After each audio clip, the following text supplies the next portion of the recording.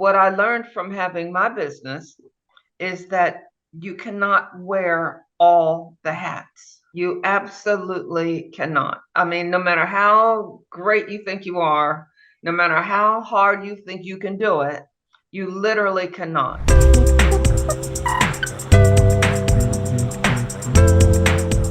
Welcome to Start Your Skate Business, episode 2 on my newest podcast. And today I have a special guest, my mother, Diane Williams, who ran a mortgage company and also has a book out, which I am going over now, approved. And it's all about getting your first home. And it's an easy read. I love it. And it's great because this is my next big move that I want to do is get into real estate. But we'll get into that later down the line. Hi, I'm Diane Williams, and I am Brett's mom. And yes, I have over 35 years of mortgage banking experience in operations in particular. And yes, I've sold real estate as well. And the given seminars, the whole bit. And I know it operations soup to nuts. And I decided to share that information with people, young people in particular. And that's why I wrote a book called Approved. It's really a guide to the mortgage application process. This interview is special in a way, not only because I have my mom here, but I chose to do this interview here at Skate The Foundry. One, because I'm actually, it's funny, this interview or this podcast is all about starting your skate business as I'm closing my skate business, it's kind of ironic, but it's a way where I can be open to the reason why I'm closing, things that I have felt and gone through, which I've shared with my mom through over the years, the struggles, the great celebrations of all types of stuff, even from opening this location here, and so many other like highs and lows and everything in between. I shared it all with my mom, and a lot of it has never been heard anywhere else. I haven't really shared it with anyone else. So pretty much my mom is going to be asking me questions about this process, and not only the process, but how I even got started years and years ago and where I'm going to go to from years from now. All right, back to you, Mom. Brett, well, as you know, you've been on a skateboard since you were 2. And I would actually tell you to get off the skateboard. That's enough already. But but you would keep on. I was afraid you would hurt yourself. That's why I would want you to get off. But this love that you had for being on the skateboard really continued all the way through your entire life. And so from that point of being a toddler and going into school, you had friends and you gravitated, I guess, to those people that had similar interests. And so you had skateboard friends. And eventually you decided, along with your friends, that you wanted to have a skateboard club. Maybe you could speak to just to say a little bit about what the motivation was for wanting to have the club. And then I'll talk more about the next phase that you went into, which was developing your own t-shirts, actually selling them, ordering them wholesale, selling them. And I still have some of the original t-shirts. You do too, but I don't know if you have as many as I do. And then from there, you went on to get a building, and where you had, if I'm not mistaken, people actually had keys, like the members had keys so they could go and come as they liked. And that's what you wanted. There was something about the freedom of skateboarding that you loved. And so, and my sense was that you didn't want to have people limited in terms of when they could skateboard, because skateboard was about freedom and doing it when you felt like it and pretty much where you felt like it. So, and then from that building, then the next thing I knew, you had another building. And from that building, I knew you had the skate shop, the retail store that you're in now. And so I'm just saying all of this, from what I understood and still believe, was fueled by your passion for freedom, if you will, your passion to do something that you enjoyed, and it didn't bother anybody other than maybe some property owners, such as the police or the love park people. But anyway, my question is, am I accurate in asking you, was it your passion that fueled your love for the sport of skateboarding? Was that the fuel that brought you to where you are now? Was it the passion for it, or what would you say? This is what I saw as a mom. I just said, look, he's really passionate about this. But as what would you actually say from your heart fueled all of these graduated endeavors? I think you hit the nail on the head where you said passion. You know, I was very passionate about it. I still am very passionate about it. And I like the freedom. I love the creativity and being able to dream big and actually make it a reality. Thinking of a place where I could skateboard. I'm talking about my first indoor skateboard park, which was Skate the Cellar. Thinking of it as I just want a warehouse where I can skateboard with my friends. And at that time, I had a small company called Around Skate, and I wanted that to be the Around Skate headquarters where we can have our friends there and skate wherever we like. But every time I reached to a point of where my vision became a reality, that's where I got I got really excited and I wanted to do more. And I figured I realized I was capable of doing more and I wanted to do more. And that I even, I had more inside of me where I didn't think I could, where I didn't, envision that before, years before, months before. I just didn't envision that. And every step or every small minor goal, big goal just led me to this realization of what is possible. And especially being a little bit younger, where I was like, anything is possible. And my anything was more of like, it was much more simpler at the time, where it was just like hanging out with my friends and things of that sort. So anything that got us together and in a positive way and just being creative together just fueled that passion as well. Yeah. So yeah, I think that is pretty accurate. Could you tell me, at what point did skateboarding turn into a business? I mean, when did the reality of a real business hit you? Like the reality, whether it be the reality of, hey, let me develop or establish this into a business, or the reality of, well, no, let me rephrase that. Did you feel as though the skateboarding kind of pushed you into a business, or did you actually decide, I think I want this to be a business? Yeah, Do you understand what I'm saying? Because sometimes exactly. you I could know be what you're doing. talking about. Yeah. And I think it was probably right when I was around 25. So I've already been skating for about like 12 years. And when I was 25, I think that's where I was just like, okay, this is where this is where I want to go. Like, I want this to be my life as far as income, a means of living. Prior to that, I had other companies and things of that sort that were smaller.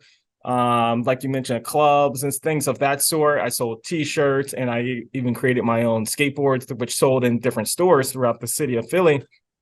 But at that time, I was still skateboarding a lot, and it was more of like a side thing, and it was a group thing with my friends. But when I was 25, after I signed the lease for the warehouse, which was Skate the Cellar, that's when I realized this is what I wanted to do. I actually had a building, I had a community, and the way it shaped, it didn't happen right away. It happened kind of organically, where we eventually had members, but at first, members or key holders, that's what we called them. And at first, before that even existed, when I signed the lease to this warehouse, I was actually surprised out of all the support I got from my friends and strangers in a way. They actually donated money to create this skate park, that this vision I had in my head. Once I signed the lease, actually, my one friend, Mike Leva, he said years before, he's like, I'll be your first member when you sign the lease. And sure enough, when I signed the lease, I contacted him, and he was the number one. He was first in line, and he's been supporting Skate The Foundry ever since. It's crazy. But anyway, so I got in contact with Jesse Clayton. He's the owner of Fifth Pocket Skate Parks. At that time, I hit him up through Facebook Messenger. We exchanged contact information. I went over his house, gave him dimensions. He actually sketched up a skate park. And with Jesse's help, that introduced me to another group of people that he was connected with. Since he was already like really known throughout like the skate industry within Philly and the surrounding areas, he got a lot of eyeballs on Skate the Cellar that I couldn't have gotten. So the owner of Nocturnal Skate Shop, Brandon John, he got involved and became a member, and these other places. And so at first, what I'm getting at is at first, everyone was just donating money to create the skate park, and it was just coming in left and right. We didn't really know what to do. We were obviously spending the money on material and stuff, but I had to get it organized a little bit. We're like, okay, anyone that's donating, why don't we just donate on a monthly basis? We're going to call you members, or not even members at the time. We're going to call you key holders. Here's a key to the building. You come and skate whenever you want. And that's how eventually that turned into our members.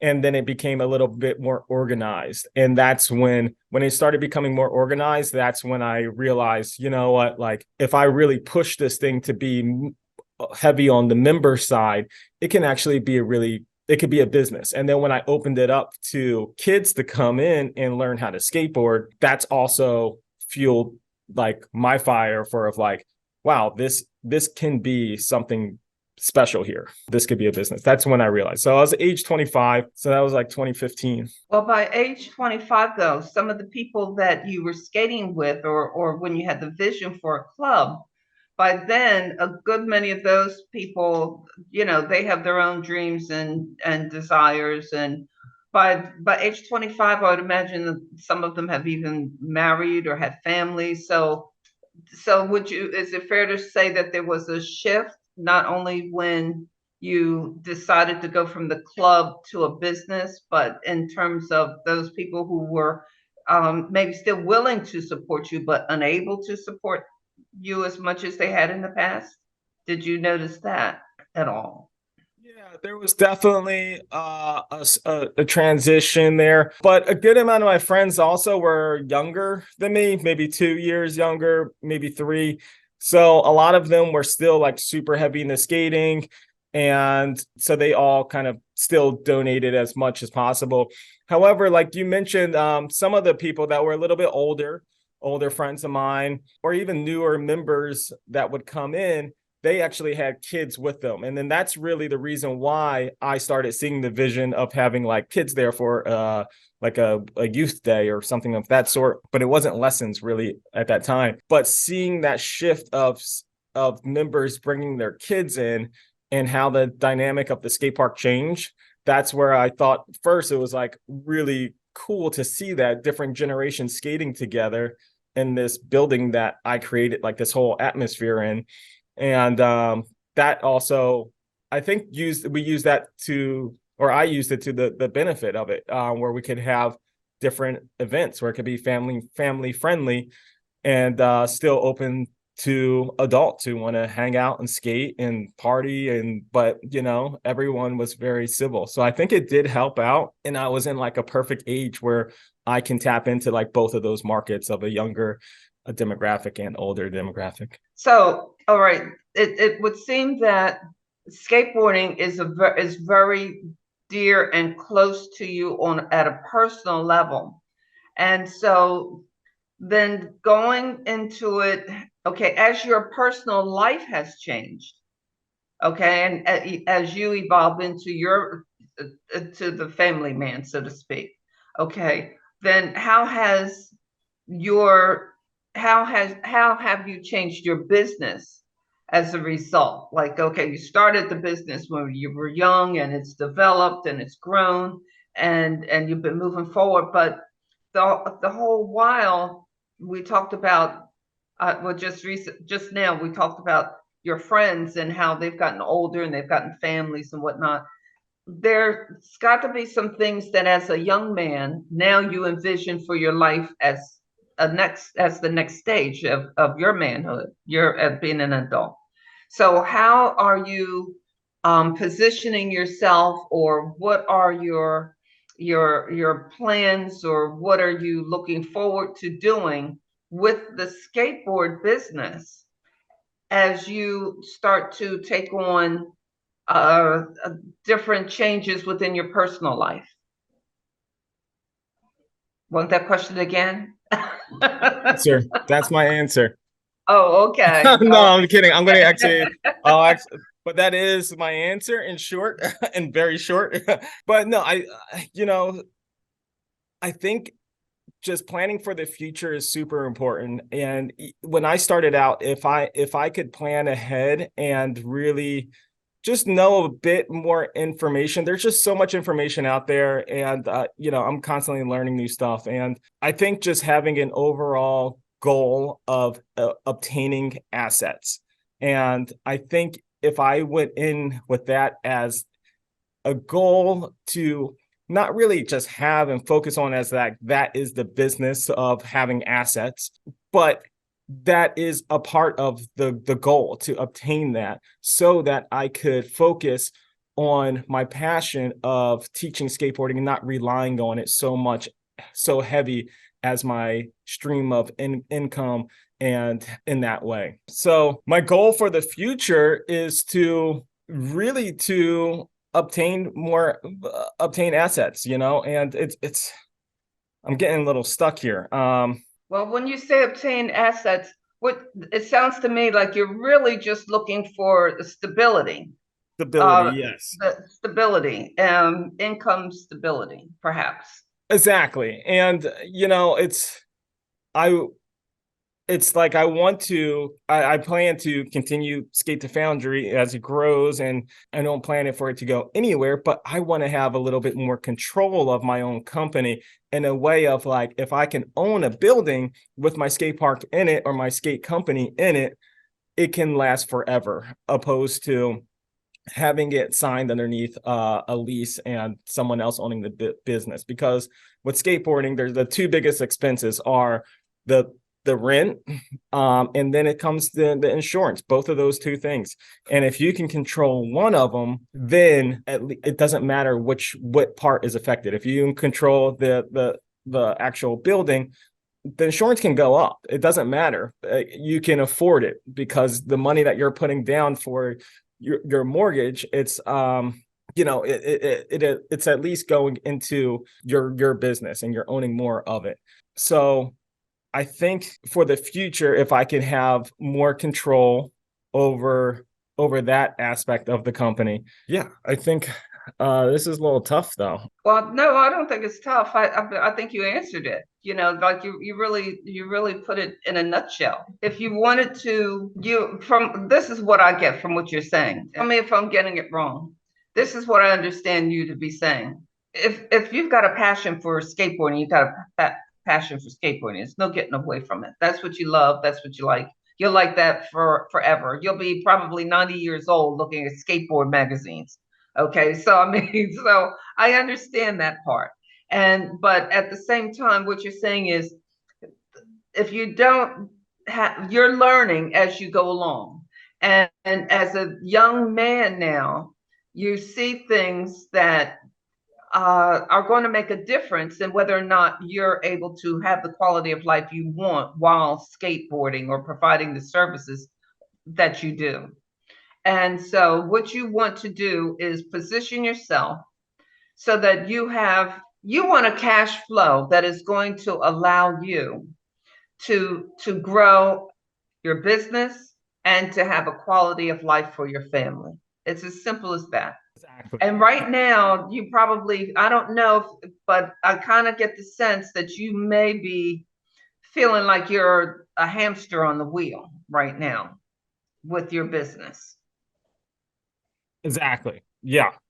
And that's what you do. And for a person who likes to be free, that is not it. That's the last thing a person who lives to be free wants to be, is a hamster on a wheel.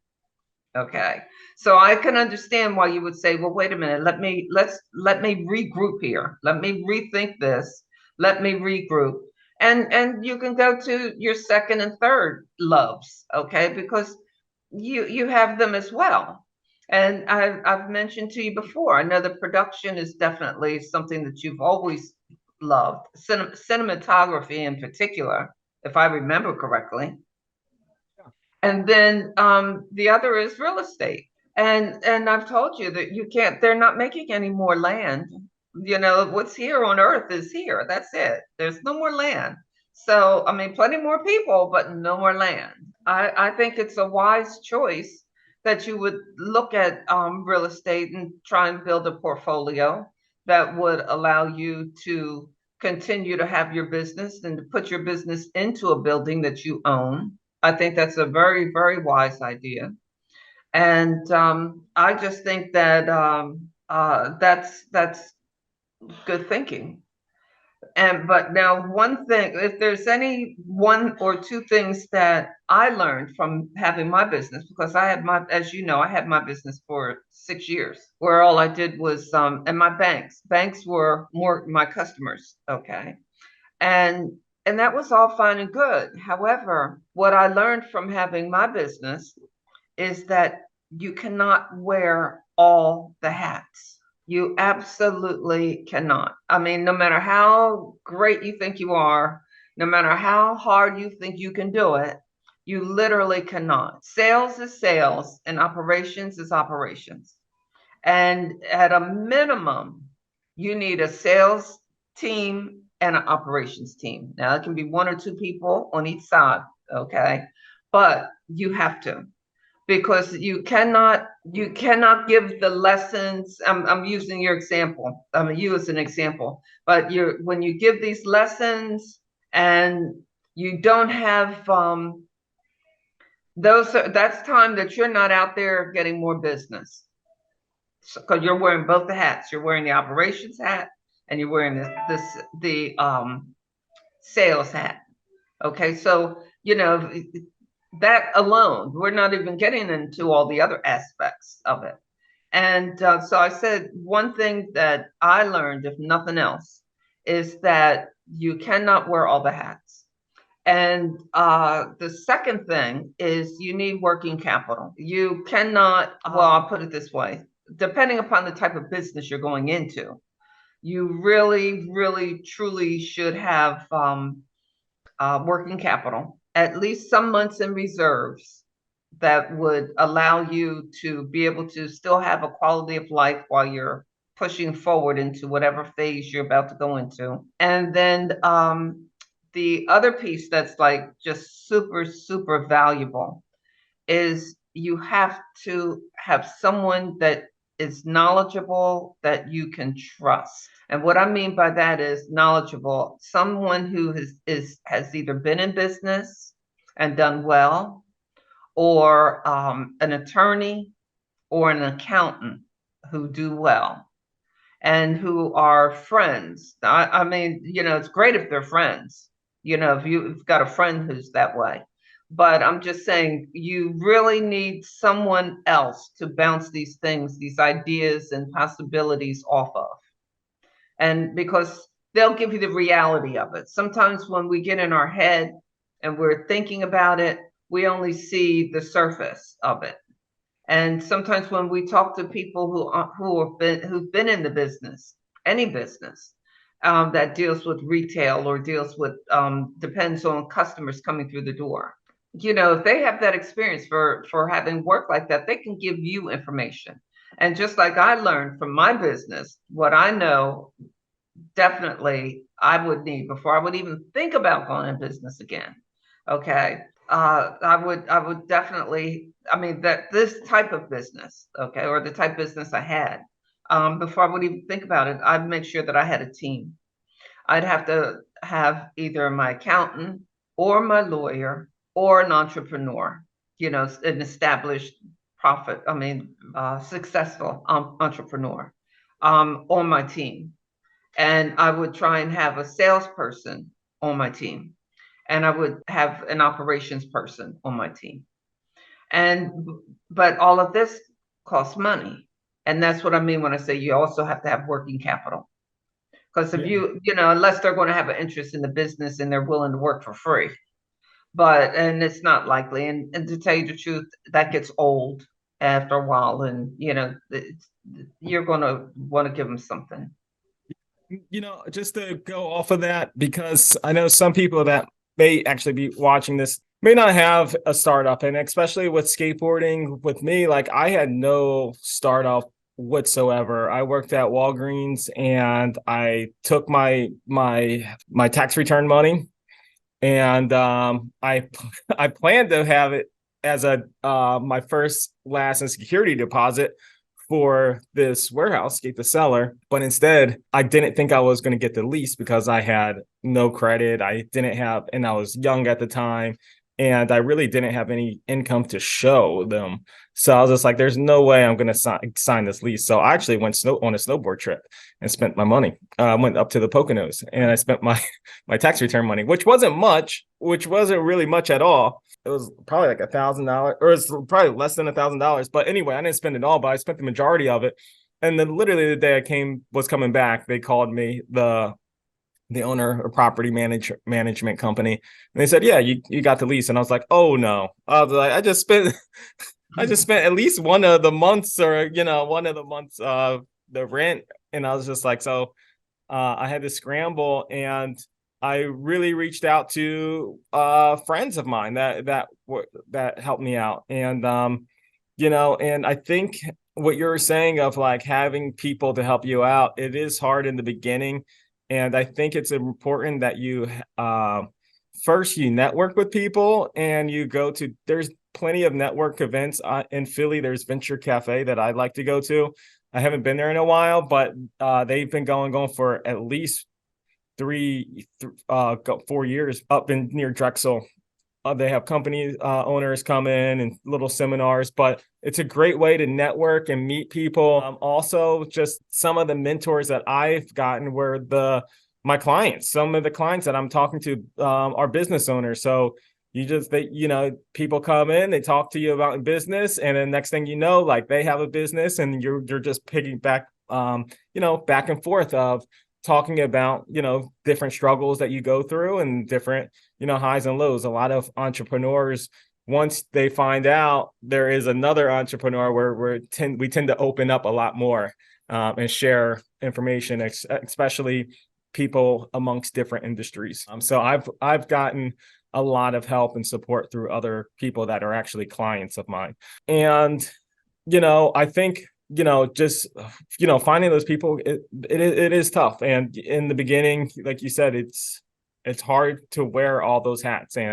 But I think that having a goal and having a future plan of how to get out of, how to replace yourself in different parts of your company is important, just to know what you need to replace yourself or how you're going to replace yourself. Now, that's excellent that you would say that, because that's having that plan. And that goes back to having a business plan, basically, and knowing how you're going to replace yourself. But then in knowing that, you're saying you also are gathering information on how you're going to pay those people. Yeah. And in the beginning, when I started out, a lot of times I had to barter. I didn't have money. I had to, favor for a favor, and starting out my company, as I mentioned, I had people donating, and eventually they became our members.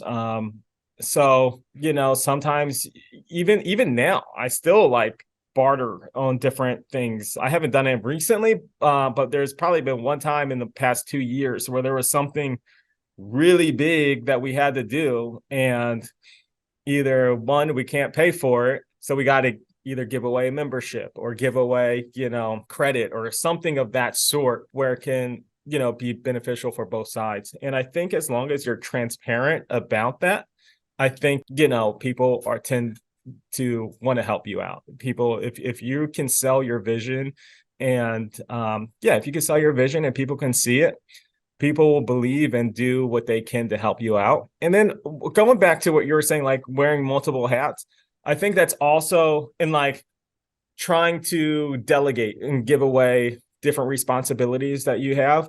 I think it's also really important, which I came to realize. It took me a little bit of time, and I think a lot of entrepreneurs will probably feel the same way, especially if they're in the creative field, where it's like you have to be open to give it away. You got to want to give away different responsibilities, because if you don't want to, then you're going to drive yourself crazy being the hamster on the wheels. You got to be just willing to give it away. Like for me, for myself, the way I would run a company, and even for Skate The Foundry here, I run it in a way where I want to sell it to somebody. So I have to have all the systems and the roles already established, including myself, my role established, and giving that away, even though I don't plan to sell it. But I think that is the way to go to have a successful business, being open to replacing yourself. That's good information. It's good stuff. Yeah. Well, it comes back from you. This is stuff I learned from. Well, I think out of everything that you've mentioned, my takeaways is that I think no matter what, we come back to one word. One word's been constant through this whole thing. And that, well, there have been a couple of words, but one word, which is very important that I take away from this, is transparency. Because it really has to do from the very beginning all the way to the very end. That word transparency comes into play. And it seems like we're going full circle. Whereas you were transparent when you started it all, like, look, this is what I love. This is what I want to do. My friends, look, it is what it is. We can do it. We've got people supporting us. And they did that because they knew how genuine you were. You were able to allow you basically said, look, this is who I am.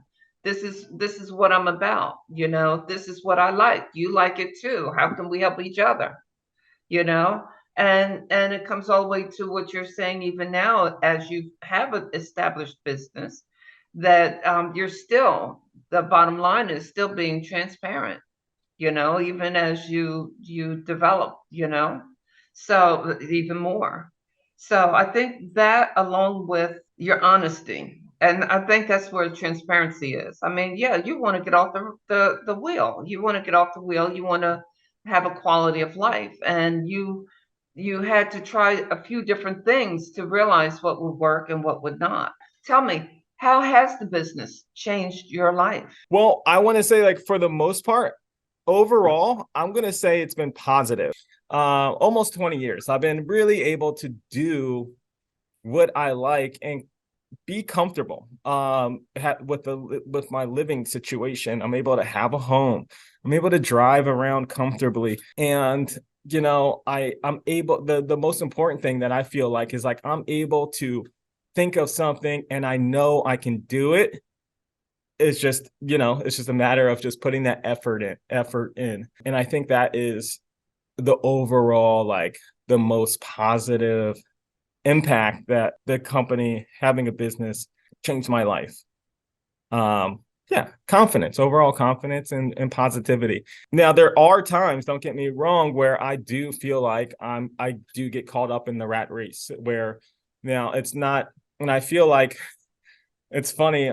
Sometimes when I'm walking through, like, the city or something and I see a new company open, I'm like, oh gosh, they're going to have many years of struggle. Like, a lot of people think about, like, oh, you have a new company. Congratulations. That's amazing. I look at new companies like, oh my gosh, you are going to go through it. These next few years, you are going to be in so much pain and misery. And you opened up a shop. You opened up your building. You didn't sell this stuff online. That's what I'm thinking. Like, so there are, like, there are so many struggles that you do and you go through. And I think realizing that. So it's like you have to realize you are going to struggle. You are going to go through some pain. You're going to work a lot and you're going to have to give up things to get what you want in the future. So you have to just invest in yourself, the future, and your company to get what you want overall, because people go into it as thinking, oh, this is freedom. I get to do what I want, set my own hours. Yeah, you set your own hours, but you still work 60 hours a week.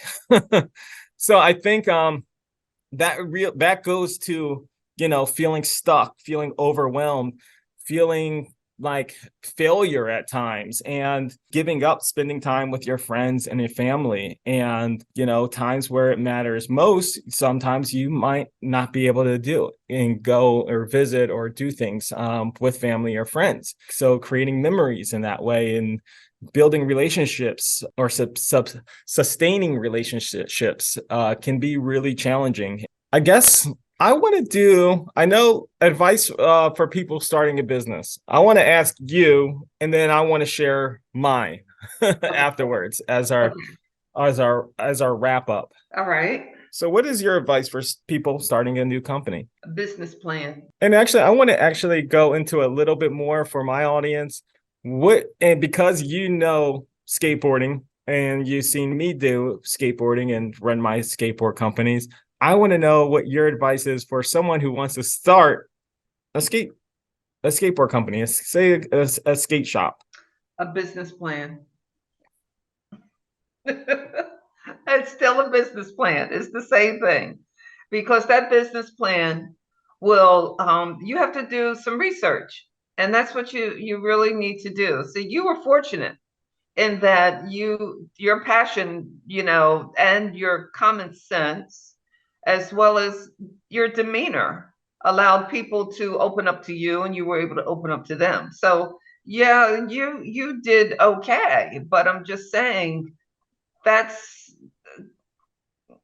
not everybody does that well. Okay, coming out the gate the way you did, like you started, as you mentioned earlier. As a matter of fact, that was the big laugh around the house. Me, you, Chris, we'd all laugh because the joke was, oh yeah, he started his skateboard business with Walgreens money. Okay, like, because I mean, whoever heard of such a thing? Oh, he works part-time at Walgreens. Whoever heard of such a thing? And look where he is now. And that was part-time money. But and we know that Walgreens wasn't, it's not like they were paying great shakes, you know what I mean?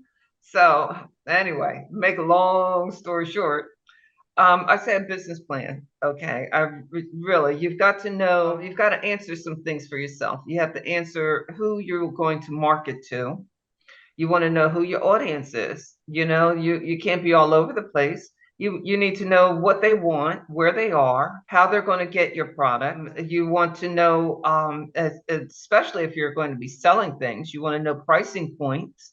And these are addressed in a business plan. Your facility, your base, not necessarily satellite buildings or anything like that, offices or stores.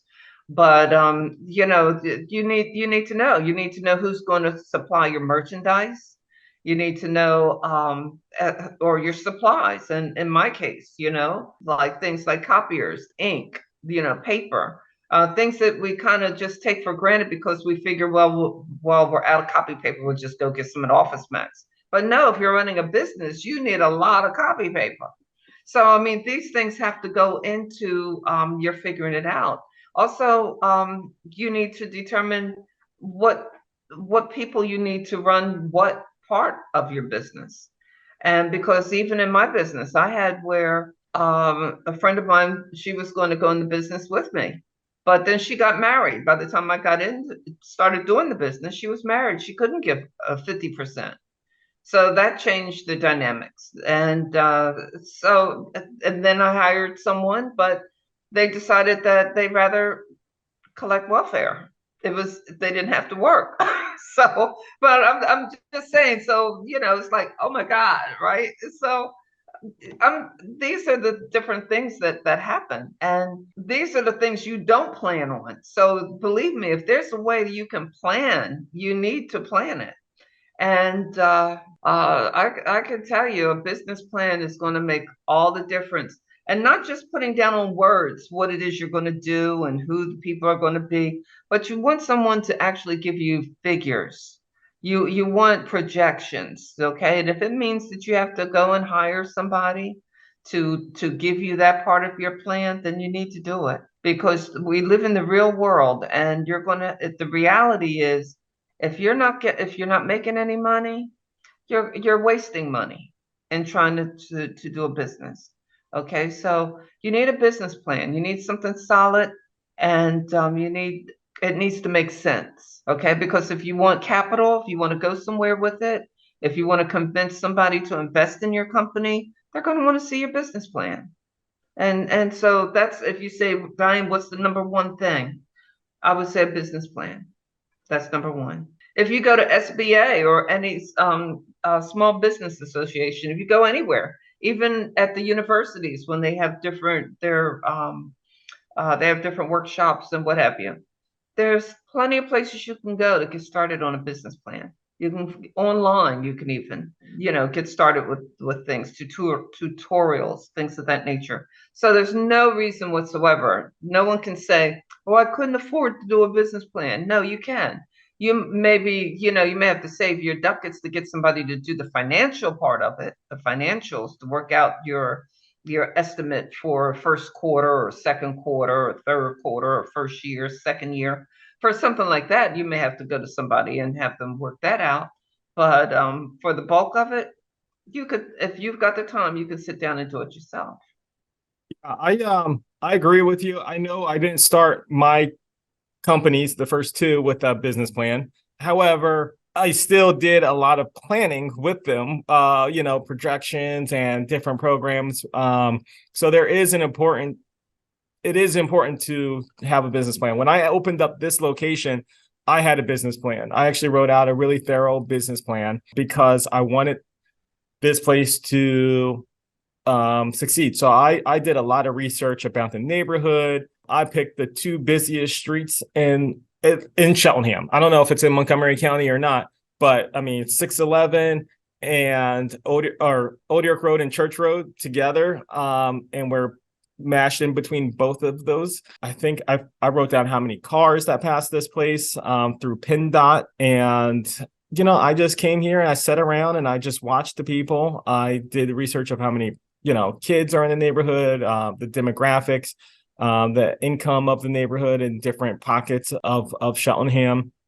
And so I did a lot of information on there, and I had a really good, thorough business plan as far as what I thought. I think a lot of business owners probably do this. I think I was I projected a little too much when it came to our programs and sales and stuff. I think during that time I was projecting it off of our previous year. Actually, I did the past 3 years, and I watched our growth, and I was hoping that our growth would really stay the same or, continue with that projection here in a different neighborhood. But unfortunately it didn't. And, and I realized different areas where I could have improved, but I think by just having a business plan, and I actually, it's good to have a business plan and look at it a lot. As I was, gearing up and planning to close this location, I opened up my business plan and I was just like, oh man, I had some really good ideas here. I should have done this and that. And I actually forgot because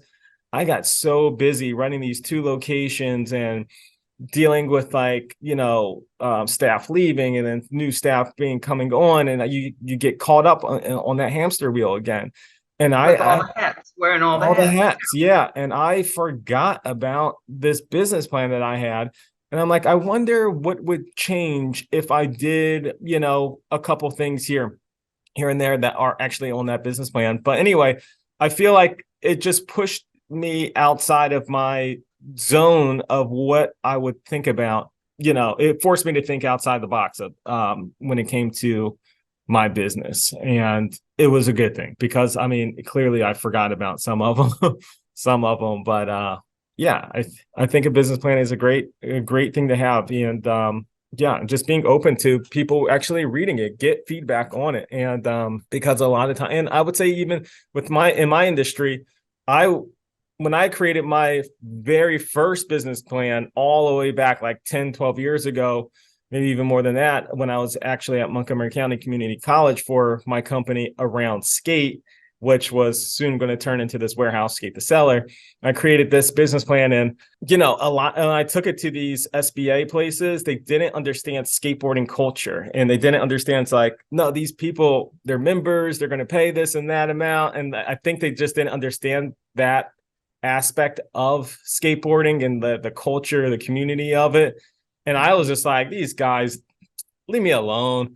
But I think it's important that people still do that, even if you are going to start a skateboard company, to still like get an outside look from people that are not in skateboarding. The information I learned the most are from people that are not in skateboarding. Of course, they're not going to understand some parts of the culture and get some of the ways that skateboarders spend their money. But I think they do have very good insight in business in general. The biggest information that I've learned were people that are in different industries, such as people who own gyms or restaurants. They're the ones that I learned the most, or digital online store companies, online retail stores. There we go.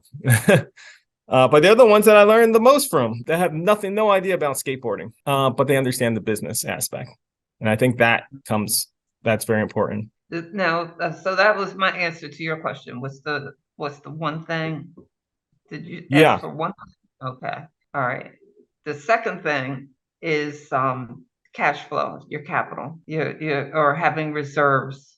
Like you really, whatever your life is, you should ideally try and have at least 6 to 12 months of your own personal reserves that have nothing to do with the business, but that can take care of your mortgage or your rent or your car payment or your insurance. Separate. It has nothing to do with the business. This is to sustain you. Those things that, whether you get $1 today or not from your business, you're good for 12 months taking care of those things. And that gives you time to do what you need to do, get your capital separate for your business. But you need reserves. You really do need those reserves for your life, so you don't make any desperate moves. No, I agree. That's definitely on my list too. Yeah. And then of course the working capital, whatever you got for that. But then your business plan will tend to tell you what you need for that. So, and then the last thing is, let me go back and recap. When we talk about the business plan, you're really talking about dealing with advisors as well. So in that case, you may talk to an entrepreneur or a lawyer or an accountant, So I kind of wrap all of that up in the same ball, if you will, or in the same arena. And then when we talk about from the financial standpoint, it's two-pronged. One is that 6 to 12 months of your personal life that you have sitting somewhere, the money. And then the other is the working capital that you need, for your business, for starting your business, for down payments on leases or merchandise or whatever it is that you need to get. And and I wrap those two up together to say the capital. Then the third thing is don't forget, you cannot do it all alone. And you cannot wear all the hats. You have to delegate.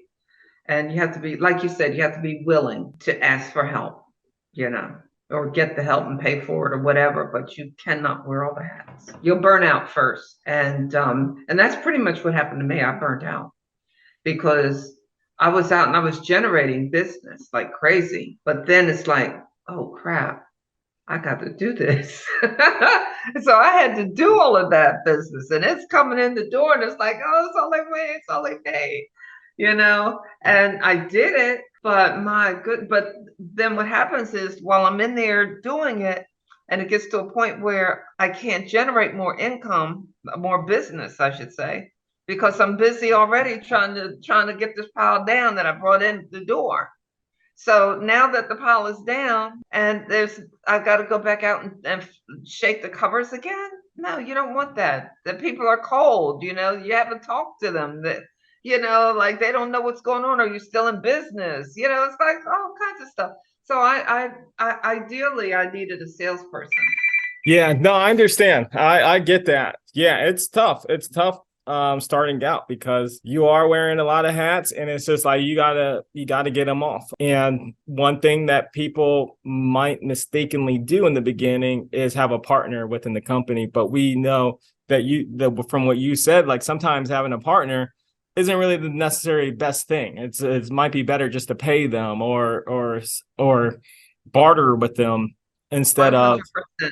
because I this agree. is a long-term thing and people go through changes. Life happens. If someone has a family now, and then it's just so much stuff that happens. And wearing multiple hats is just hard to it's hard to deal with when you're starting out, and especially where some people feel as like their business is their baby, which I never refer to my business as a baby, because I will sell my baby if I have the opportunity. But here's the thing too. Here's the thing though. This is one of my things. It's like, don't be afraid to make money. This is the part that I struggled with the hardest.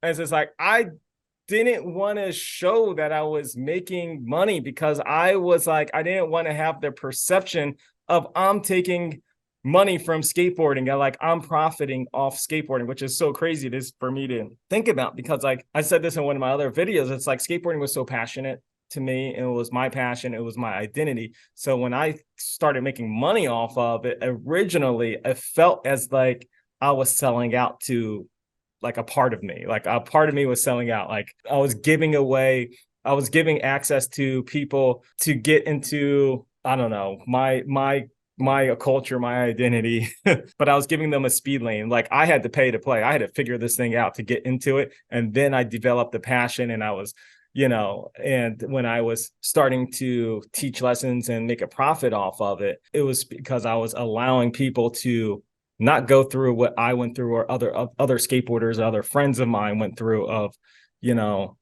paying to play to get into this sport or this activity, this subculture.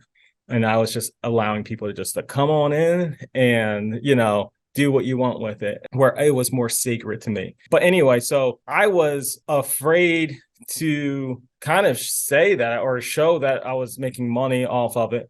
But by making money, you're able to do so many other positive things and impact the community. Like once I actually started making money, I was able to give away so much more stuff. I was able to do these free clinics, and when I go there, I can give away skateboards to all the kids that were there. And then that helps like show like there's a need for a skate park in that community. And then eventually that community can get a skate park and has a skate park. And that has actually happened before. Where's that?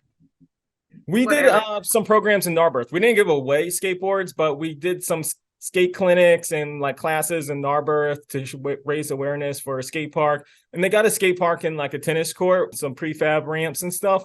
But it was just like we had to show the community. Now, yeah, we had to show the community there was a need for a skate park. Now, Pennsylvania, Narberth, Pennsylvania. Yeah, Okay. Narberth, Pennsylvania. Now, I can't say that Skate the Foundry is the reason why, because there are a lot of people within that community that really helped that. And we were just a small part of it. But that's the impact that we can have of actually having a class and stuff like that, and bringing ramps to an area that may need it. And but what I'm saying is like, the more you make, the more you can do, more benefits that you can have for other people. Okay, so Brett, tell me, what advice, based on everything that you've been through and what you plan and just how things have been for you in business, what advice would you give? Yeah. So the advice I would give is, one, just don't be afraid to make money. Like you have to, and make sales. Don't be afraid of those two things, because the more you make, the more you can do positive things for your community and impact more people. And if your company is like mine, where it's just like geared. Well, every company is in a way wants to help out other people or make things easier. I would assume it has some solution to it. So the more you make, the more impact, positive impact that you can have. I also wanted to say, with that, you want to save money. You want to save money and have a budget. I know starting out, it could be a little difficult to have a budget, or you feel like it's restricting you to do things to grow your company, to purchase things that you may need or you may think you need. But really, just having a budget, a monthly budget, is really important. Is that a And business? Is that a business budget? You're talking about a budget for the business. I would say, yeah, a business budget. And then also I would say a budget for yourself.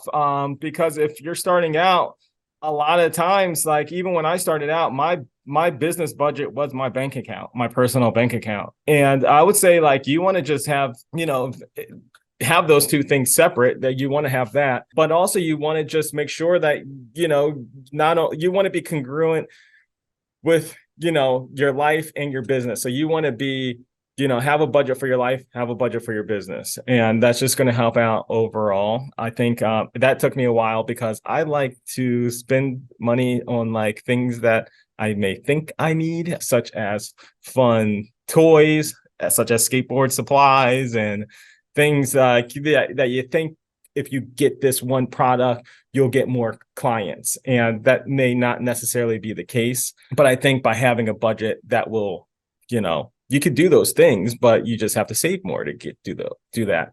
And that would also give you a little bit more time to see if that is really needed. So yeah, I think, but also having, but saving money too, because as of right now, like my overall goal is to go into real estate, and you have to show that you have income, so. And even if you want to grow your business and go and get a loan for your business, it's like you have to show that you have some income. So you want to just make sure that you just save, and like you said, having 12 months in reserves, that's so important. If something happens, you want to make sure that you're okay, that the company can continue going strong. Also, just be prepared to work hard. I think a lot of times, like I mentioned earlier, it's just like we go into business thinking like we're in charge of our own hours. We do what we want. If we want to take a break, that's fine. Oh, it's glamorous. And that I feel like is false in the beginning, So again, like having that goal of what you want to do, what this business is going to get you in the future. For me, it's like my business is going to get me real estate. And so I know it's just like I'm working hard now, but soon I won't be working as hard, but my company will still be around and surviving. And then also, of course, having something you're passionate about. We talked about that earlier, like skateboarding is my passion. So it doesn't even feel like I'm working. When I started out, I worked many hours, many years for free, and I loved it. That was like probably the best times. So having something that you're passionate about is really important. And having a good understanding of your target market. I think starting any new company starting out, you really need to know who you're selling to. I think even opening up this location, I could have went into a little bit more of who my target market is, opposed to all my other marketing strategies and things of that sort. It's like if I really honed in, and I do have a good understanding of who my target market is, but I don't necessarily know if they're all around this vicinity. But I think having that target market and getting very clear on that, because that's who you're going to, be selling to and marketing to. And the more clear you're on with that, then the easier, it will be to, attract clients and gain clients and build relationships. Also, another one, I know I'm going down the list, I'm trying to make it short, but writing down your goals. I write down, goals for the day, and then I have my long-term goals, and I write them down every day. And I have multiple books, but this is one of them. I have them here. I have the same. I do the same thing every single day. I've been doing it Well, for years. I've got booklets. And I don't throw my books away. And sometimes I'll go back and I'll look at them from years ago, and I'm amazed. yeah, you get done so much stuff. You stay on track. I highlight the things that I really need to do. And it And leaves it's your mind clear. You know, Leaves your it mind clear. is, you don't have to try and remember everything because it's right there. Yeah, it's right there. And it's just like, it's like at the end of the day, it's just a brain dump. I do this at the end of the day. I'm when I'm done working, or I try not to do it right when I'm going to bed, just because I want to just have my brain clear. But like sometimes I do, but it's usually around like 6 p.m. I'm done, like actually in front of my computer. And throughout the day, I'm already adding things to the list. And then maybe for like the last like 20 minutes, I'm just continue writing down like every little thought. And then the next day, I'll go in, read through, I'll highlight the ones that really need to get done right then and there, or that day, or that are really important. And then I'll just go through the list and knock them all down. I'll, of course, have my goals on the top, my long-term goals, so I could stay and keep that in like my vision and my memory. Because, writing it down is just like, that's the first thing to make it a reality. I So, agree. but then as I mentioned, like the last couple of things I want to say is just growing your business as if you're going to sell it, even if you're not going to sell it, but you want to really get yourself off of that hamster wheel. And then we want to just replace ourselves within the company. And if you grow it to sell it, that's how you're going to do it. And then just those long-term goals, have those assets of what you want to do. What's going to always bring you income and make you money. So for me, it's like when you're self-employed, there's a lot more things that you have to do because you're not relying on your employer, such as like one thing that I do is I invest in my own 401k, and I have different stocks that I have, because it's just like no company is going to do that for me. I have to do it for myself. And that's one thing that when I started out, I wasn't really thinking of that necessarily. I wasn't thinking so much as health benefits. Like you have to buy these things for yourself. So it's important to just even have that as a goal. Have that. Like one of my goals was to have health insurance a couple of years ago, maybe 3 years ago. And now my new goal is how am I going to get my staff health insurance? So it's just like, that's one of the things too. It's not necessarily all about like me. I know if I invest more in my staff, like my company's going to be much better, and it's also going to be much more appealing if I ever sell it. So those are some of the things that I think are just really important to keep in mind when you're starting out. Excellent. Well, I learned a lot from you. I'm tongue-tied. Yeah. I'm really, as a parent, you raise kids and you really don't think they're paying too much attention, you know?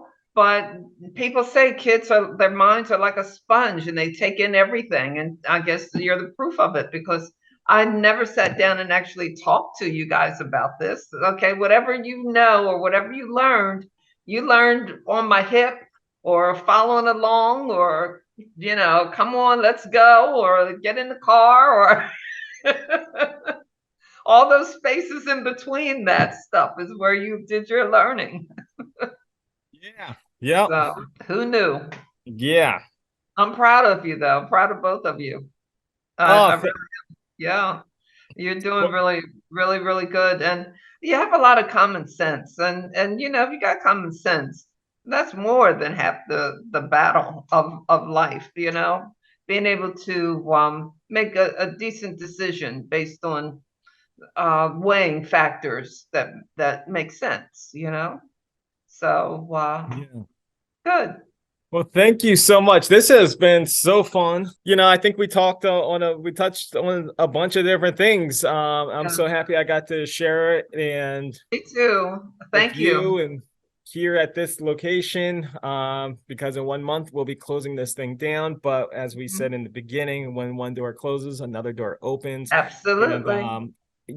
I'm not upset about it. Of course I was upset, and it was a struggle to come to that realization, but now it's more of like, okay, let's move on. And how are we going to do more for myself and for other people, meaning staff, my clients, and people that I don't even know yet. Just want to have a Okay. positive impact outside of the walls here. Well, thank you so much for sharing. Well, I just want to say Thank you so much for taking the And I time out want to to say, talk with me. you're welcome. I want to say to everyone watching this, if you found value in it, please like and subscribe to my channel. Leave comments below if you have any questions, if you want to see me create more content, if you want to hear more information about a certain topic that we talked about, please leave it down below. And if you have any fun comments that you want to say or questions to my mom, leave that below. We'll get sure we'll answer it, and we'll just, if we need to, we'll create another video. Thank you so much for watching. I'm going to leave the link below to this book here where you can order it. It's a fun read, very quick. We are going to end it now. Everyone, thank you so much for watching, and we'll talk to you later. Let's give it a wave. All right. Bye. Bye now.